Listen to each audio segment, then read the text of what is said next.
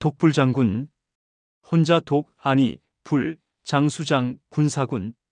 글자 그대로 풀이하자면 혼자서는 장군이 될 수 없다는 뜻입니다. 하지만 오늘날 우리가 사용하는 의미는 조금 다릅니다.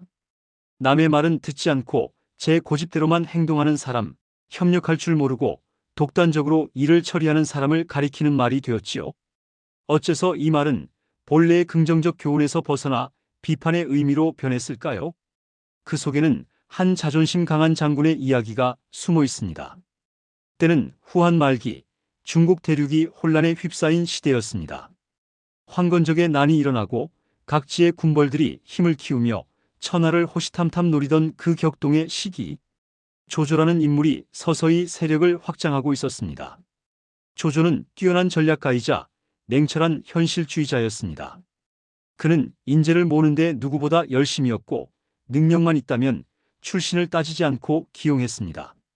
그런 조조의 휘하에 여포라는 장수가 있었습니다.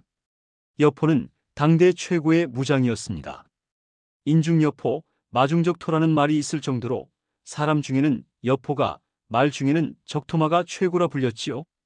그의 무예는 가히 천하무적이었습니다.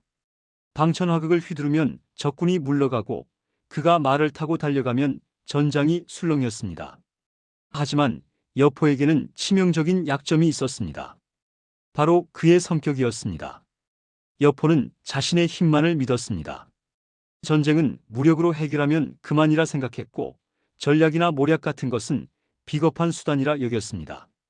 부하들의 조언도 귀담아 듣지 않았고 자신의 판단만이 옳다고 굳게 믿었습니다. 어느 날 조조는 여포에게 중요한 임무를 맡겼습니다. 동쪽의 반란 세력을 진압하는 것이었습니다. 조조는 여포를 불러 작전을 설명했습니다. 적의 본진을 공격하기 전에 먼저 보급로를 차단하고 아군과 합류하여 협공하라는 세밀한 계획이었습니다. 여포는 조조의 말을 들으며 속으로 코웃음을 쳤습니다. 이렇게 복잡하게 할 필요가 뭐가 있나? 내가 직접 쳐들어가서 적장의 목을 베면 끝 아닌가? 출정 후 여포는 조조의 명령을 완전히 무시했습니다. 보급로를 차단하는 대신 곧장 적진으로 돌진했고 합류하기로 한 아군을 기다리지도 않았습니다. 부하 장수들이 조조의 명령을 상기시키며 신중하게 행동할 것을 권했지만 여포는 그들을 나무라며 겁쟁이라 질책했습니다. 초반에는 여포의 독단적인 행동이 먹혀 들어가는 듯 했습니다. 그의 무예가 워낙 뛰어나 적군은 연전연패했고 여포의 군대는 승승장구했습니다. 여포는 자신의 선택이 옳았다고 더욱 확신했습니다. 그러나 전세는 곧 뒤바뀌었습니다. 적군의 총대장은 여포의 성격을 간파하고 있었습니다.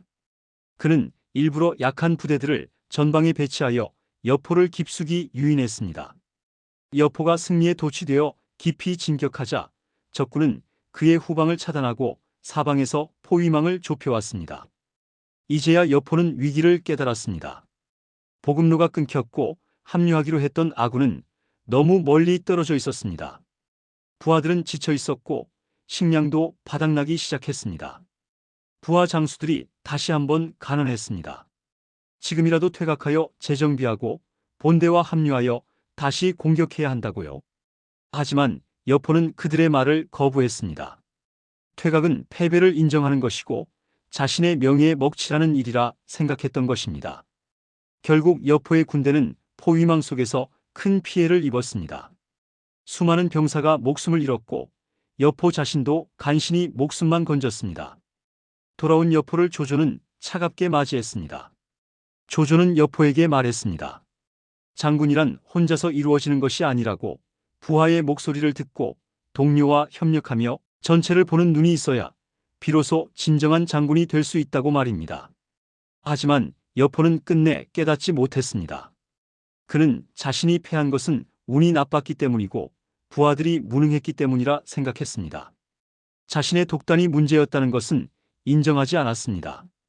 그 후로 여포는 여러 군벌을 전전했습니다. 하지만 어디를 가든 같은 문제가 반복되었습니다. 뛰어난 무예에도 불구하고 그는 결코 다른 이들과 협력하지 못했고 결국 비참한 최후를 맞이했습니다. 사람들은 여포를 보며 말했습니다.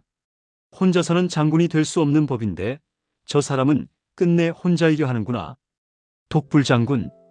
이 말은 여포와 같이 자신의 능력만 믿고 다른 이의 말에 귀 기울이지 않는 사람들을 경계하기 위해 생겨났습니다. 아무리 뛰어난 재능을 가졌더라도 협력하지 못하고 독단적으로 행동한다면 결국 실패할 수밖에 없다는 교훈을 담고 있지요.